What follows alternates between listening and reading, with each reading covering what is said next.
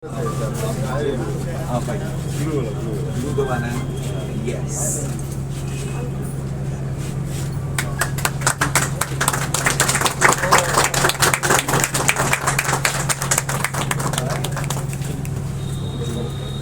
ये माँ से बड़ा दर्जा किसका है?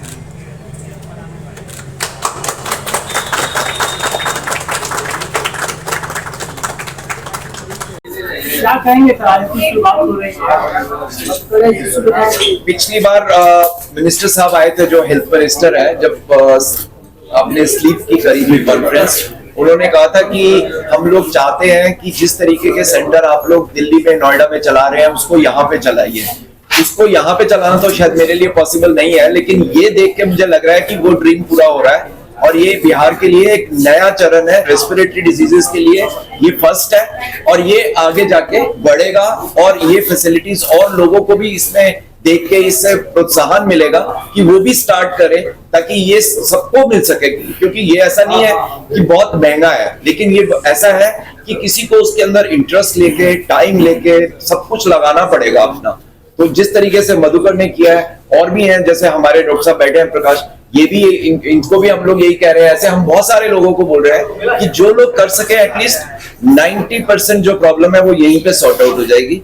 ओनली 10% के लिए हम लोग रह जाएंगे जो कि हमारे लिए बहुत अच्छा है, बहुत अच्छा है। क्या क्या टेस्ट वगैरह सर यहाँ पे पॉसिबल है जो कम बजट में हो सके और अच्छा तरह से लोगों तक पहुँच सके सर? तो यहाँ पे बेटा एडवांस टेस्ट जो दिए जा रहे हैं, उसके अंदर एक टेस्ट होता है जिसको हम लोग लंग ऑसिलोमेट्री बोलते हैं। तो वैसे तो हम लोग सांस का टेस्ट करने के लिए सांस की फूंक मारते हैं बेसिकली।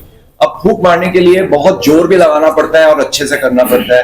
बहुत सारे सांस के मरीज तो ये कर ही नहीं सकते। तो अब जो नई मशीन्स हैं, उसके हिसाब से उनको सिर्फ नॉर्मल ब्रीदिंग करनी है, उसी से ही साउंड से वो सारा पिकअप कर लेगा कि आपके लंग्स में कहाँ कहाँ खराबी है, कितने % खराबी है, दवाई देने से कितनी इंप्रूव हो रही है, और फॉलो अप में 6 महीने में, 1 साल में आप उसको कितना रिकवर कर पाए। दूसरे तरीके के टेस्ट हैं जो कि आपके लंग्स के साइज बता रहे हैं। दूसरे टेस्ट हैं जो बता रहे हैं कि हमारे को ऑक्सीजन ले जाने की क्षमता हमारे लंग्स की कम तो नहीं हो गई है।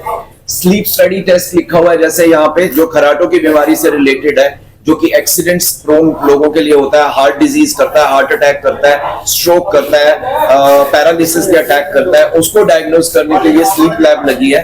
कैंसर के लिए ब्रोंकोस्कोपी लैब दी जा रही है।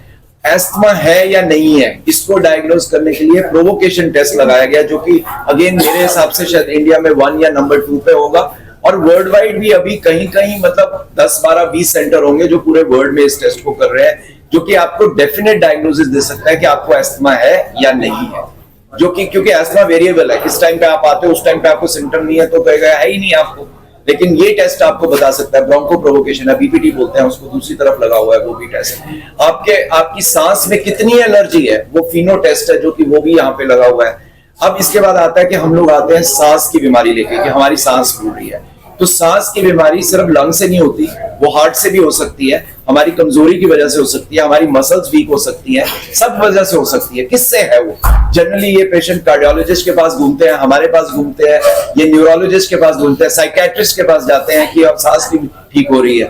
लेकिन वो सीपैट जो मशीन लगाई गई है, वो ये बताती है कि आपकी सांस जो फूल रही है वो हार्ट की वजह से है, लंग की वजह से है, या आपकी मसल्स की वीकनेस की वजह से है, ताकि उस हिसाब से उनका प्रॉपरली ट्रीटमेंट हो सके, रादर देन कि वो 3-4 साल ऐसे ही निकल जाए और उसके बाद पता चले कि रेस्पिरेटरी नहीं था, कार्डियक था, जो कि बहुत कॉमन होता है यहाँ पे। तो इस तरीके की बहुत सारी मशीन्स है, मैं कितनों के बारे में, और कोई रह गई हो तो तुम बता।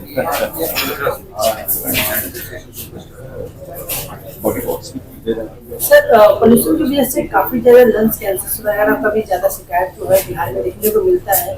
सर उसके लिए क्या कुछ है जिससे बहुत जल्दी ट्रीटमेंट के लिए, क्योंकि डॉक्टर एक बीमारी बेसिकली पकड़ पाए तो जल्दी ट्रीटमेंट कर पाते हैं, इसके लिए क्या कुछ है sir? Right treatment requires right diagnosis cancer के लिए। लंग कैंसर देखिए, इसमें सबसे इम्पोर्टेंट है कि पहले जितनी जल्दी स्टेज से पहले पता चल जाता है, उसकी ट्रीटमेंट उतनी सरल होती है और अर्ली स्टेज में कम सफर करना पड़ता है। तो वो अब अर्ली स्टेज की डायग्नोसिस कैसे होती है, उसके लिए हम सांस की नली के अंदर एक पतली सी स्कोप होती है, जो यहाँ पे ब्रोंकोस्कोपी सूट लगा हुआ है, उसमें ब्रोंकोस्कोपी सांस की नली के अंदर जाती है और लंग्स के अंदर हमें जो भी चीजें एबनॉर्मल दिखती है, जो नॉर्मल नहीं है, वहां से एक छोटा सा टुकड़ा ले लेते हैं और जो माइक्रोस्कोप में पैथोलॉजिस्ट हमें देख के बताते हैं कि ये कैंसर है कि नहीं है, और जेनेटिक स्टडीज वगैरह भी होती है उसकी आगे की, और उसमें जब हमें परफेक्ट डायग्नोसिस जल्दी से जल्दी मिल जाता है तो पेशेंट का उसी तरीके से इलाज। एक तो सबसे इम्पोर्टेंट है कि कई बार आपने देखा होगा, सुना होगा शायद, कि लंग्स में पानी भर जाता है, छाती में पानी भरना, ऐसे करके काफी मरीज आते हैं। उसके लिए कई बार क्या है कि पता नहीं चल पाता हमें पानी की जांच के बावजूद भी कि ये क्या बीमारी जो है वो कॉज कर रही है इसको। उसके लिए हमें थोरैकोस्कोपी मशीन होती है जो रिब्स के बीच में से निकलती है, उसमें कैमरा लगा होता है, अब हम अंदर से देख पाते हैं कि क्या उसमें एबनॉर्मल चीजें हैं, और वहां से एक छोटा सा टुकड़ा बायोप्सी लेके उसकी जांच के लिए भेज सकते हैं। कोई जरूरी नहीं होता कि बायोप्सी का मतलब कैंसर ही हो, वो कोई और भी बीमारी हो सकती है, वो भी हमें पता लगती है सही समय पे। बिकॉज अगर समय निकल जाता है, आपके पैसे भी खराब होते हैं, आपकी हेल्थ भी खराब होती है, और वो टाइम निकल गया वो वापस नहीं आता। इसीलिए ये तीनों चीजों को देखते हुए सही समय पे सही डायग्नोसिस करना और एक डॉक्टर को बताना ये सारी चीजें कि ये सारी चीजें अवेलेबल है हमारे पास और उसको करा लेना, ये बहुत बड़ी बात है मेरे हिसाब से। सर आप कुछ बताना चाहेंगे? सर इतना अच्छा से बिहार के लिए एक बहुत बड़ा लेके आए, वन ग्रुप में ऑल कंप्लीटेड जो कि यहाँ डायग्नोसिस हो सकता है, तो उसके लिए क्या कुछ अपने फ्रेंड के लिए कुछ कहना चाहते हैं? देखिए, जो इन्होंने वर्ल्ड क्लास सेंटर बनाया है, मेरा तो यही आग्रह रहेगा कि जैसे कि डॉक्टर साहब ने कहा कि सरकारी एजेंसी से बात करके बिहार के लोगों को ज्यादा से ज्यादा उसका फायदा मिले, तो ज्यादा से ज्यादा लोग यहाँ आए, अपनी बीमारी का इलाज करवाएं और स्वस्थ होकर घर जाएं। आई थिंक इससे बढ़िया बिहार को कोई गिफ्ट नहीं मिल सकता। और आने वाले समय में जैसे कि डॉक्टर साहब ने कहा कि मंत्री लोगों से चर्चा की जाएगी और इसी सेंटर को और आगे बढ़ाने की बात की जाएगी कि ज्यादा से ज्यादा लोग यहाँ पे सुविधा का फायदा ले सकें। सर इस तरह का जो बना है ये कितने हैं पूरे भारत में अब तक?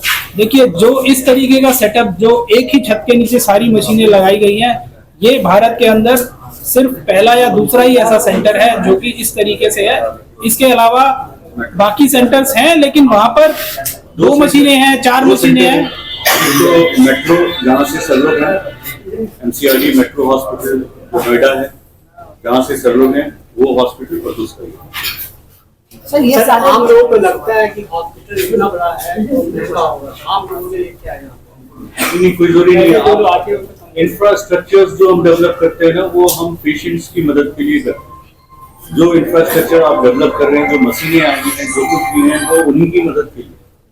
तो ऐसा नहीं कि आप कोई स्ट्रक्चर देख के ये सोच लें कि ये महंगा, ऐसा नहीं होता। तो जो स्ट्रक्चर आप देख रहे हैं वो इसलिए है क्योंकि मशीनों के रखरखाव के लिए, मशीनें महंगी होती हैं, उनके रखरखाव की जरूरत पड़ती है, तो वो ठीक से हम रख सकें, उसकी रखरखाव कर सकें, इसके लिए आपको बाहर से ऐसा स्ट्रक्चर दिखता है। पर ऐसा नहीं है कि वो चीजें अंदर जो रखी है वो उनके अफोर्डेबिलिटी में नहीं होता, ऐसा नहीं होता। तो ऐसी बातें नहीं। क्या इस अस्पताल में आयुष्मान भारत योजना के लाभ वो हम करने जा रहे हैं। ठीक है sir, they need some particular periods